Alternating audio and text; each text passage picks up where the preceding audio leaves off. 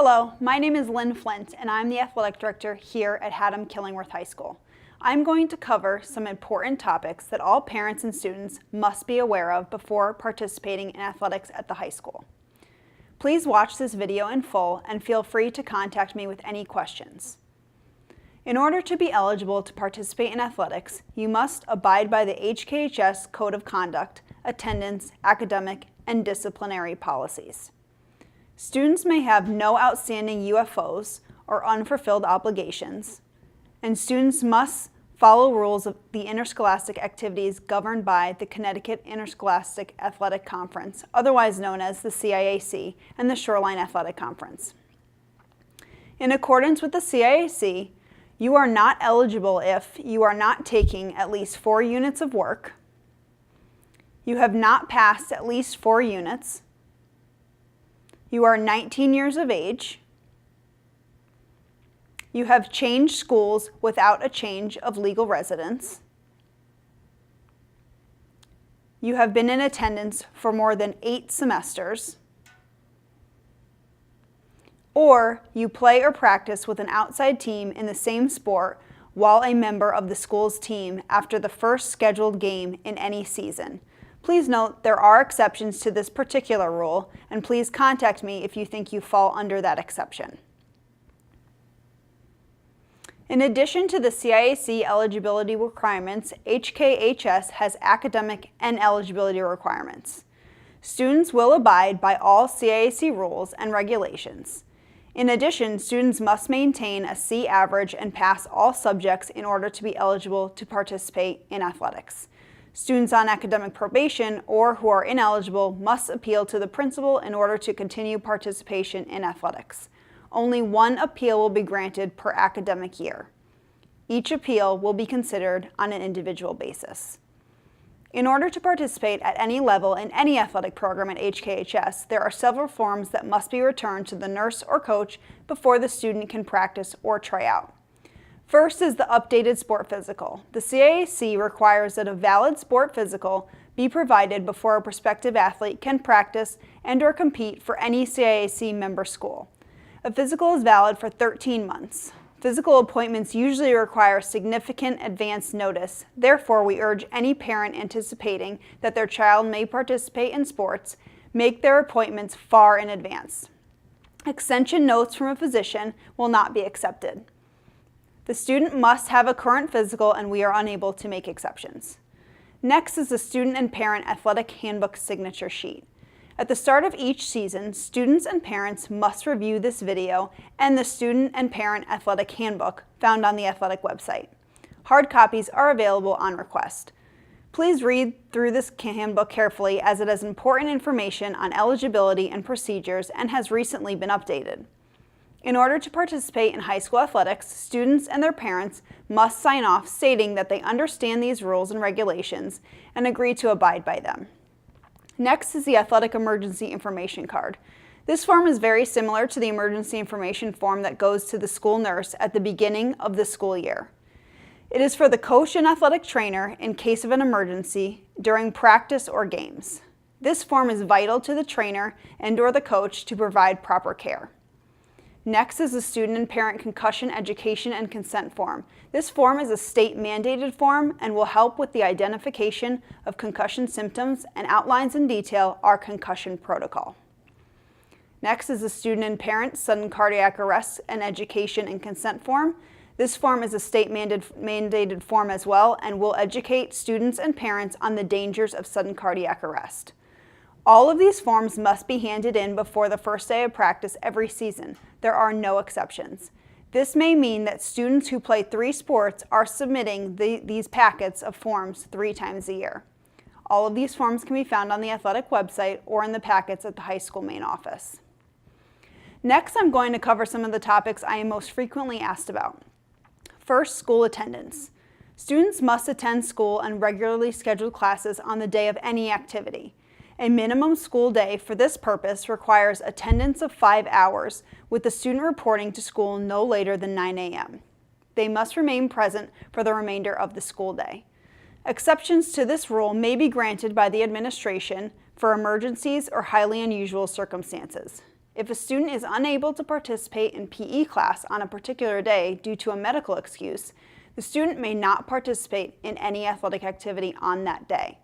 If a student does not participate in PE class due to a class cut, absence, or forgotten gym clothes, the student may not participate as a member of the team for that day.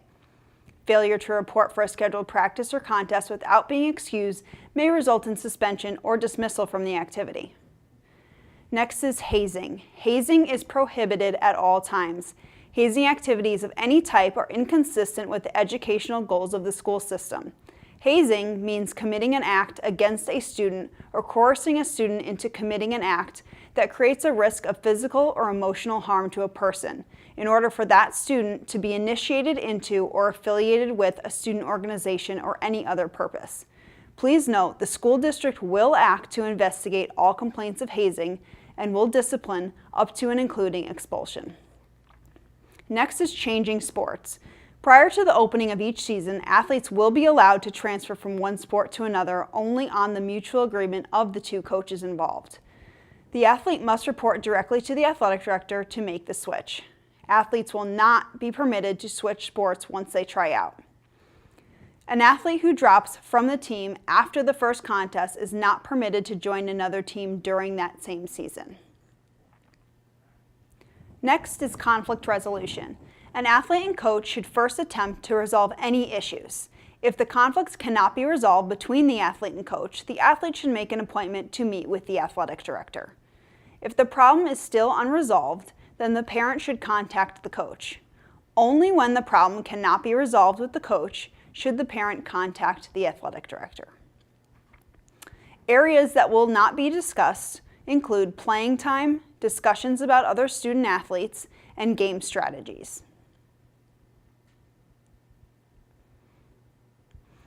The Haddam-Killingworth Department of Athletics strives for excellence by providing opportunities for students to participate in athletic programs that are designed to develop meaningful standards of athletic performance, leadership, community engagement, and appropriate conduct within the educational and social environments of Regional School District 17. We take pride in our strong legacy of demonstrating good sportsmanship, character, determination on the field. We offer a wide variety of sports at the varsity and sub-varsity levels. These programs are a complement to the overall educational program. Responsibility for the direction of these programs lies within the Haddam-Killingworth Board of Education, consistent with the guidelines and regulations of the school and the Connecticut Interscholastic Athletic Conference. It is a privilege to be a student athlete at Haddam-Killingworth High School. You will be expected to always display high levels of integrity, leadership, and responsible behavior. Understand that you represent Haddam-Killingworth at all times on and off the field. Take pride in your conduct and know that win or lose, we will feel equal pride knowing that you have tried your best and displayed the highest level of sportsmanship. Work hard, bring a positive attitude, allow coaches to coach, and know that we are here to support you. Please make sure to review the Student and Parent Athletic Handbook as it outlines parent and spectator expectations and other important information. Thank you for watching, and as always, if you have any questions, please do not hesitate to contact me. Hi, for those of you who don't know me, I'm Linda Kaufman, the nurse at the high school, and I'm also the school nurse supervisor for the school district.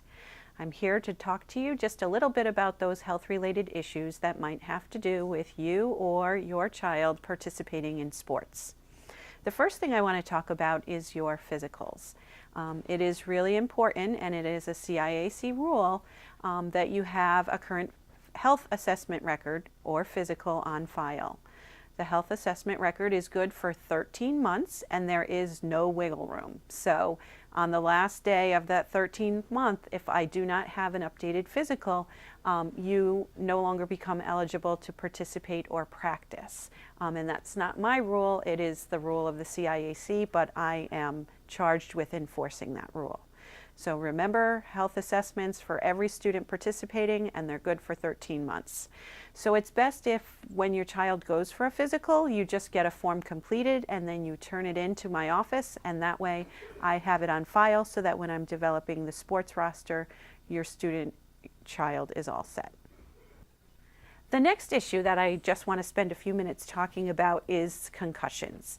And just to review with you, concussion is a type of traumatic brain injury caused by a bump, blow, or jolt to the head that can change the way that a student's brain or child's brain normally works. Concussions can also occur from a blow to the body that results in the head moving back and forth rapidly. And so there are many student athletes who are at risk for that based on their participation in play. What I think I want to review here are just a couple of the symptoms to watch out for, and then to review our protocol here at school. You all have received an informed consent form that both the parent and the child have to sign that goes into more detail. But I want to just highlight some important pieces of what you are signing so that you remember it. The first thing is that a student will be pulled out of play if there is a concern that they have a concussion. And that could be because there was a direct blow to their head, or because of some activity that then resulted in a headache or altered change in mental status. They might be a little confused.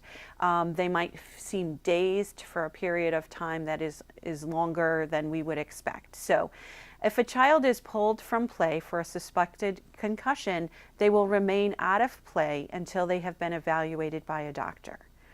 Sometimes, though, injuries happen during a sporting event, and we don't necessarily see signs or symptoms of the concussion until later that night when the student is home with you, or later the next morning, or sometimes even when they come here to school, and then they start to develop symptoms: light sensitivity, noise sensitivity, headache, just really feeling really tired, wiped out.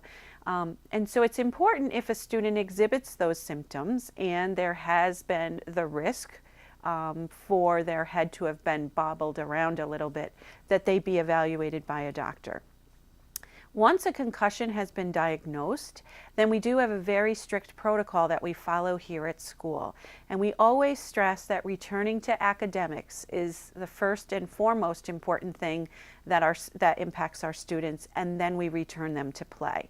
So I want to spend just a minute talking about that, because very often people think that if they bring in a note from their doctor that says they're ready to return to play, that then they're ready to go. But it's really dependent upon what they're doing in the classroom. So in order for a student to be eligible to return to play protocol, they need to be in the classroom and completing their full academics, including testing and homework, and they have to be symptom-free for 7 days. If they are symptom-free and they've been in class for a week, then we will return them to the return to play protocol, which again, that is a slow process, and it can actually take between 5 and 7 days, depending upon what activities they need to complete and what their symptom level is. So I strongly encourage you to take the time to read through the concussion information, both parents and students, so that you have a better understanding of what our protocol looks like, and therefore there's no surprises when I get on the phone and tell you you're quite not ready to return to play. And I'm always happy to answer questions or concerns. You can reach me by calling the high school or by sending me an email. So now I'm going to move on and talk just a little bit about accidents and injuries. First of all, if your child or you, the student athlete, is injured during a sporting event or practice, it's really important that that information gets communicated to the coach as soon as possible, if the coach didn't actually witness it. One of the things that happens when a student is injured during a sporting event or practice is that we complete an accident and injury form.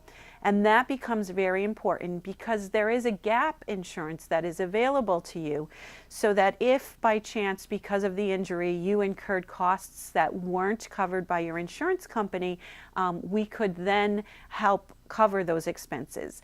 But in order to do that, we need to submit paperwork in a timely manner. So first thing is, your child reports it to the coach fills out an accident report.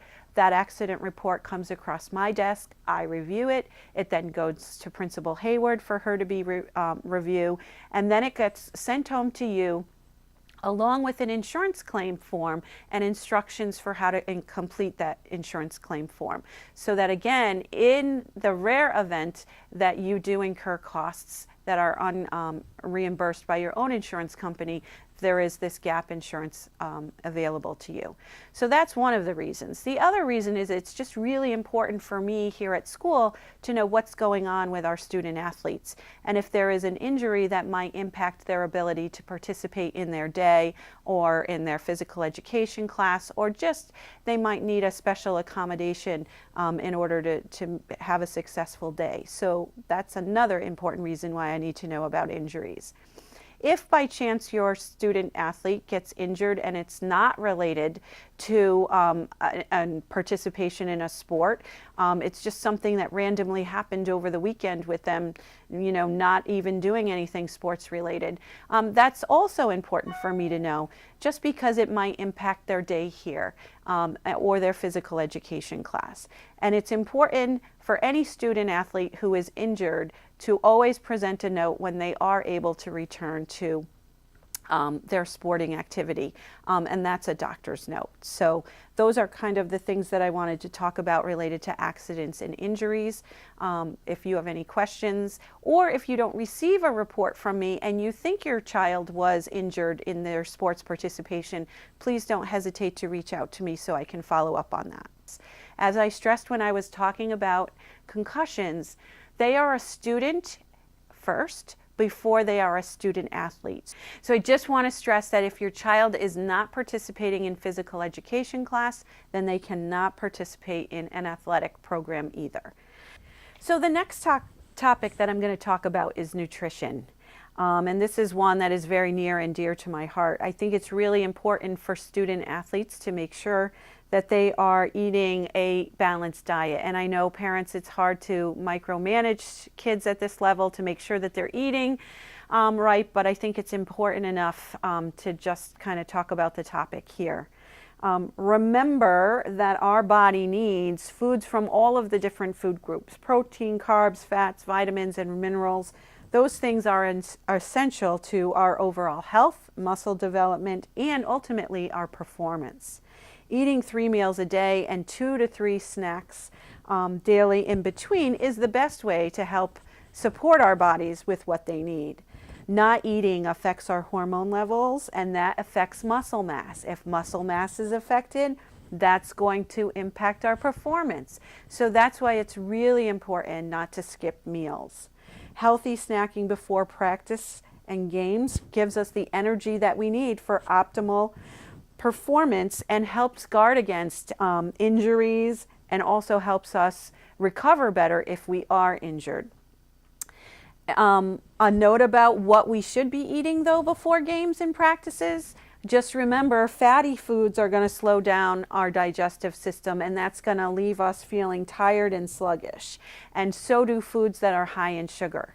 So it is all a balancing act, but I do want to stress how important it is to make sure that if you are a student athlete, you really do need to be eating lunch 2 to 3 hours before your game. And you also need to make sure that you're having a protein snack 30 minutes before you participate. And again, that's just because your car isn't going to run if you don't put fuel in it, and our bodies work the same way. The last thing I'm going to talk about is also a topic that tends not to have a lot of people happy to be hearing from me about, but it's important to remember that student athletes are at risk for skin infections, and some sports carry higher risks because of the nature of the sport and the nature of contact during the sport. So proper hygiene and care of equipment become important prevention strategies to help reduce the risk of disease transmission and skin infections. So promotion of hand and personal hygiene practices are things that students can be doing to decrease their risk for developing an infection, and parents can be monitoring that situation. Some of the things that I stress, obviously the single most important way that we decrease our risk for infection is hand washing. So making sure that we are washing our hands and keeping our hands clean. That is very important. Soap and water is best, but if you do not have access to soap and water, then alcohol hand sanitizer is good too. Immediately showering after practice and gameplay is very important. I know kids don't like to shower here at school, but I would make one of the rules at your home is you jump in the shower before you come to the kitchen table and eat, just because, again, that's going to decrease their risk for infection. Making sure that we are laundering, washing our clothes for practice and our uniforms is very important, as well as keeping our gear clean. If you do develop a lesion, it is very important to make sure that it is covered. And most importantly, I want to just have you recognize signs of potential infection. I always like to use the motto, when in doubt, check it out. So if you are seeing a skin sore or a lesion that has redness, pain, swelling, pus, it may need to be checked out by a doctor. And that is important that you do reach out to a doctor and have that checked out. And also keep it covered. If you are diagnosed with a skin infection by a doctor, then it's really important that you communicate that to me so that we can make sure that you and I meet and we're sure that you're doing what you need to be doing, number one, to increase the healing for that particular wound, and number two, prevent it from spreading to somebody else. So that's the health-related issues that I think come into play for our student athletes. Please don't hesitate to reach out to me if you have any questions or concerns. I am always, respond to telephone messages that are left and my emails, and I look forward to working with you and your student athlete for this season.